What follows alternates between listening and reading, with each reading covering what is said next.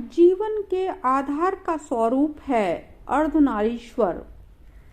सनातन धर्म में मूर्तियों और चित्रों के प्रतीकों में जीवन के गूढ़ रहस्य संग्रहित हैं। भाषा का रूप जो बदलता रहता है, पर चित्रों और प्रतीकों का स्थायी होता है। अर्धनारीश्वर की कल्पना भारत के अति विकसित बुद्धि का परिणाम है। शिव पुरुष है और शक्ति स्त्री का प्रतीक है।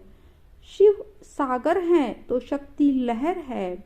शिव कारण है तो शक्ति कारक है। शिव संकल्प है तो शक्ति संकल्प की सिद्धि है। शिव सुप्तावस्था है तो शक्ति जागृत अवस्था है।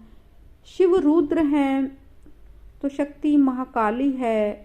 कितने ही रूपों में प्रकट कर सकते हैं। अर्धनारीश्वर में जीवन के दो आयामों के चलने का प्रतीक है। ये मिलन दो तरह से होता है, भीतर और बाहर। हम बाहर के मिलन से तो परिचित हैं, पर अंदर के मिलन से अनभिज्ञ हैं। बायोलॉजिस्ट के अनुसार हर व्यक्ति दोनों ही सेक्सुअली दो के मिलन से ही निर्मित होते हैं। जैविक रूप से आधे आधे हैं, दो अर्ध से पूर्ण रूप बने हैं। आंखें बंद कर हम जो पूजा मंत्र साधना करते हैं, ये सब अपनी प्रकृति से ही योग करते हैं, अपने आयाम से मिलन करते हैं। मनोवैज्ञानिक भी कहते हैं कि हम आधे पुरुष हैं और आधे स्त्री हैं। आपका चेतन पुरुष है और अचेतन स्त्री है। अगर हमारी चेतना स्त्री की है तो अचेतन पुरुष है। जगत प्रतिपल इससे ही निर्मित हो रहा है। इसलिए हम दो हुए, द्विज हुए। हम बाहर खोज रहे हैं स्त्री को, क्योंकि हमें अपने अंदर की स्त्री का पता ही नहीं। आप बाहर खोज रहे हो पुरुष को, क्योंकि आपको अपने भीतर के पुरुष का पता ही नहीं। इसलिए दोनों को ही तृप्ति नहीं होती।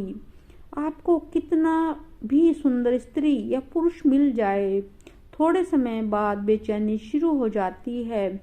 इसलिए अधिकतर वैवाहिक जीवन असफल होते हैं, क्योंकि वह जो प्रतिमा हम अपने भीतर लिए बैठे हैं, प्रथम तो उससे परिचय करना होगा, जानना होगा। अपने भीतर की प्रतिमा को जाने बिना हम बाहर की प्रतिमा को ढूंढ नहीं पाएंगे, जान नहीं पाएंगे। अर्धनारीश्वर हम सबसे विराजमान है। जरूरत है भीतर तलाशने की, क्योंकि जब तक आप अपने भीतर की स्त्री या पुरुष को महसूस नहीं कर पाएंगे, तब तक आप किसी के भी स्नेह संबंध में खुश नहीं रह पाएंगे। हम अपने अंदर के आयाम को जानें और इसे साधना, ध्यान, पूजा के द्वारा पूर्णता दें। यही पूर्णता आपको बाहर भी पूर्ण कर देगी। एक नए जीवन का आपको अनुभव होगा। शिव शक्ति की पूर्ण एकता की अभिव्यक्ति ही अर्धनारीश्वर है। शिव